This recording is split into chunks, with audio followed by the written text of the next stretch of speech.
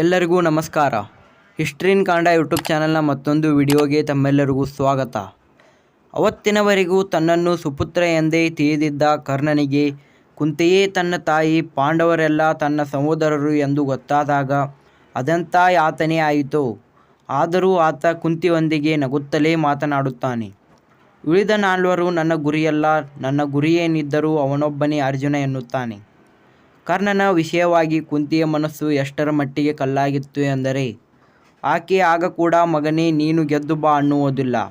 ಬದಲಿಗೆ ತೊಟ್ಟ ಬಾಣವನ್ನು ಮತ್ತೆ ತೊಡಲಾರೆ ಎಂದು ಭಾಷೆ ಕೊಡು ಅನ್ನುತ್ತಾಳೆ. ಇಷ್ಟಕ್ಕೂ ನಿಲ್ಲುವುದಿಲ್ಲ ಮಹಾಭಾರತ. ತಂತ್ರ ಕುತಂತ್ರ ದುಗುಡ ದುಮ್ಮಾನದ ಮಧ್ಯೆ ಇಂದ್ರ ಮಾರುವೇಷದಲ್ಲಿ ಬಂದು ಕರ್ಣನ ಕವಚ ಕುಂಡಲವನ್ನು ದಾನ ಕೇಳಿಬಿಡುತ್ತಾನೆ. ಯುದ್ಧ ಮತ್ತೆ ಶುರುವಾಗುತ್ತದೆ. ಮೊದಲು ಕರ್ಣನಿಗೆ ಎದುರಾಗಿ ಧರ್ಮರಾಯ ಬರುತ್ತಾನೆ. ಅವನನ್ನು ಕಂಡಾಕ್ಷಣ ಕರ್ಣನ ಮನಸ್ಸಿಗೆ ಏನೋ ಹರ್ಷ, ಎಂಥದ್ದೋ ಸಂತೋಷ, ಯಾಕೋ ಸಂಕಟ. ಒಮ್ಮೆ ಧರ್ಮರಾಯನನ್ನೇ ಪ್ರೀತಿಯಿಂದ ನೋಡುತ್ತಾನೆ ಕರ್ಣ. ಇವನು ನನ್ನ ಸ್ವಂತ ತಮ್ಮ. ಒಂದು ವೇಳೆ ಪಾಂಡವರ ಜತೆಯಲ್ಲೇ ಬೆಳೆದಿದ್ದರೆ ಇವನನ್ನು ಎತ್ತಿಕೊಂಡು ಆಟ ಆಡಿಸುವ ಸಂತೋಷವು ನನ್ನದಾಗಿರುತ್ತಿತ್ತೇನೋ ಎನಿಸುತ್ತದೆ ಮನಸ್ಸಿಗೆ. ಆದರೆ ಆ ಕಡೆಯಲ್ಲಿ ಧರ್ಮರಾಯನಿಗೆ ಯುದ್ಧ ಗೆಲ್ಲುವ ಸಂಭ್ರಮ. ಆತ ನಿಂತಲ್ಲಿಯೇ ಹುಂಕರಿಸುತ್ತಿರುತ್ತಾನೆ. ಒಂದರ ಹಿಂದೊಂದು ಬಾಣ ಬಿಡುತ್ತಾನೆ. ಆಗಲೂ ಧರ್ಮರಾಯನನ್ನು ಕರುಣೆಯಿಂದಲೇ ನೋಡುವ ಕರ್ಣ ಅವನಿಗೆ ಪ್ರಜ್ಞೆ ತಪ್ಪುವಂತೆ ಮಾಡುವ ಸಾಮರ್ಥ್ಯದ ಬಾಣವನ್ನಷ್ಟೇ ಪ್ರಯೋಗಿಸುತ್ತಾನೆ. ಆನಂತರದಲ್ಲಿ ಕರ್ಣನ ಮುಂದೆ ಭೀಮ ಬರುತ್ತಾನೆ. ಅದು ಹೇಗೋ ಏನೋ ಸೂತಪುತ್ರ ಏನೇ ಬೇಸ್ತ ಎಂದುಕೊಂಡೇ ಬರುತ್ತಾನೆ. ಈ ಸಂದರ್ಭದಲ್ಲಿ ಕರ್ಣನ ಮನಸ್ಸಿಗೆ ಅದೆಂಥ ಸಂಕಟವಾಗಿರಬಹುದೋ ಅಂದಾಜು ಮಾಡಲು ಸಾಧ್ಯವಾಗುವುದಿಲ್ಲ. ಆಗ ಕೂಡ ತಾಳ್ಮೆ ಕಳೆದುಕೊಳ್ಳುವುದಿಲ್ಲ ಕರ್ಣ.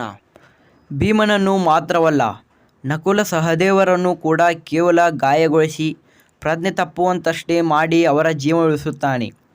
ಆ ಮೂಲಕ ಸಹೋದರರ ಮೇಲೆ ಹಿರಿಯಣ್ಣಂದಿರಿಗೆ ಇರುವ ಅಂತಃಕರಣ ಎಂಥದ್ದು ಎಂಬುದಕ್ಕೆ ಸಾಕ್ಷಿ ಒದಗಿಸುತ್ತಾನೆ. ಮುಂದೆ ಕರ್ಣಾರ್ಜುನರ ಮುಖಾಮುಖಿಯಾಗುತ್ತದೆ. ಸುಮಾರು 20 ವರ್ಷಗಳಿಂದಲೂ ಕರ್ಣನ ಮೇಲೆ ಅರ್ಜುನನಿಗೆ ದ್ವೇಷವಿರುತ್ತದೆ. ಅವನನ್ನು ಸೋಲಿಸಬೇಕೆಂಬ ಆಸೆಯಾಗಿರುತ್ತದೆ. ಅಂಥ ಕಡು ವಿರೋಧ ಈಗ ಕಣ್ಣೆದುರೇ ಇದ್ದರೂ ಅವನ ಮೇಲೆ ಬಾಣ ಪ್ರಯೋಗಿಸಲು ಅರ್ಜುನನಿಗೆ ಮನಸ್ಸೇ ಬರುವುದಿಲ್ಲ. ಮನದ ಯಾವುದೋ ಮೂಲೆಯಲ್ಲಿ ಕರ್ಣನ ಮೇಲೆ ಪ್ರೀತಿ ಚಿಗುರೊಡೆಯುತ್ತದೆ. ಕಣ್ಣು ಕರುಳು ಮಾತನಾಡುತ್ತಿರುತ್ತವೆ.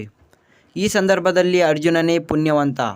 ಆತ ಮನದ ಅಷ್ಟು ತಳಮಳವನ್ನು ಕೃಷ್ಣನೊಂದಿಗೆ ಹೇಳಿಕೊಳ್ಳುತ್ತಾನೆ. ಕೃಷ್ಣ, ನಿಜ ಹೇಳು, ಯಾರಿವನು ಕರ್ಣ ಎಂದು ಪದೇ ಪದೇ ಪ್ರಶ್ನೆ ಹಾಕುತ್ತಾನೆ. ಕೃಷ್ಣ ಪರಮಾತ್ಮ ಆಗಲೂ ಗುಟ್ಟು ಬಿಡುವುದಿಲ್ಲ. ಬದಲಿಗೆ ಕಪಟ ಉತ್ತರದೊಂದಿಗೆ ಅರ್ಜುನನ ದಾರಿ ತಪ್ಪಿಸಿಬಿಡುತ್ತಾನೆ. ಪಾಪದವನು ಕರ್ಣ. ಬದುಕಿನ ಕಡೆಯ ಕ್ಷಣದಲ್ಲಾದರೂ ತನ್ನ ಮನದೊಳಗಿನ ನೋವು ತಳಮಳವನ್ನು ಯಾರೊಂದಿಗೆ ಹೇಳಿಕೊಳ್ಳುವ ಯೋಗ ಅವನಿಗಿರುವುದಿಲ್ಲ. ಎಲ್ಲ ಸಂಕಟವನ್ನು ಎದೆಯೊಳಗೆ ಹಿಗ್ಗಿಸಿಕೊಂಡು ತಮ್ಮನೆಂಬ ಮಮಕಾರವನ್ನು ಅಂಗೈಲಿ ಬೆಚ್ಚಗೆ ಹಿಡಿದುಕೊಂಡು ಕೃಷ್ಣನಿಗೆ ಮನದಲ್ಲೇ ಕೈ ಮುಗಿದು ಸರ್ಪಾಸ್ತ್ರ ಪ್ರಯೋಗಿಸುತ್ತಾನೆ ಕರ್ಣ. ತನ್ನ ಬಾಣದ ಗುರಿ ತಪ್ಪುವುದಿಲ್ಲ ಎಂಬ ನಂಬಿಕೆ ಕೃಷ್ಣನ ತಂತ್ರದಿಂದ ಸುಳ್ಳಾಗಿ ಹೋಗುತ್ತದೆ. ಆದರೆ ಆ ಸರ್ಪಾಸ್ತ್ರವೂ ಸಹ ಹಿಂದಿರುಗಿ ಬಂದು ಕರ್ಣನಿಗೆ ಹೇಳುತ್ತದೆ, ಕರ್ಣ, ಕೃಷ್ಣನ ತಂತ್ರದಿಂದ ಗುರಿ ತಪ್ಪಿದೆ. ದಯವಿಟ್ಟು ನನ್ನನ್ನು ಮತ್ತೆ ಪ್ರಯೋಗಿಸು. ಈ ಬಾರಿ ಅರ್ಜುನ ಪಾತಾಳಕ್ಕೆ ಹೋದರೂ ಬಿಡುವುದಿಲ್ಲ. ಅವನ ರಕ್ಷಣೆಗೆ ಕೃಷ್ಣನೇನಾದರೂ ಬಂದರೆ ಅವನನ್ನು ಬಿಡುವುದಿಲ್ಲ. ಕರ್ಣನಿಗೆ ಈ ಹಿಂದೆ ನಾನು ನೀಡಿದ ಭಾಷೆಯು ನೆನಪಾಗುತ್ತದೆ. ಯುದ್ಧ ಗೆಲ್ಲುವ ಆಸೆಯಿಂದ ಧರ್ಮರಾಯನಂತೆ ಸುಳ್ಳು ಹೇಳಲು, ಕೃಷ್ಣನಂತೆ ಮೋಸ ಮಾಡಲು ಅವನು ಮುಂದಾಗುವುದಿಲ್ಲ. ಬದಲಿಗೆ ಮಾತು ಉಳಿಸಿಕೊಂಡು ಅಮರನಾಗುತ್ತಾನೆ. ಈ ವಿಡಿಯೋ ನಿಮಗೆ ಇಷ್ಟವಾದರೆ ನಮ್ಮ ಚಾನಲ್ನ ನೀವಿನ್ನೂ ಸಬ್ಸ್ಕ್ರೈಬ್ ಮಾಡಿಲ್ಲ ಅಂದರೆ ಸಬ್ಸ್ಕ್ರೈಬ್ ಮಾಡಿಕೊಳ್ಳಿ.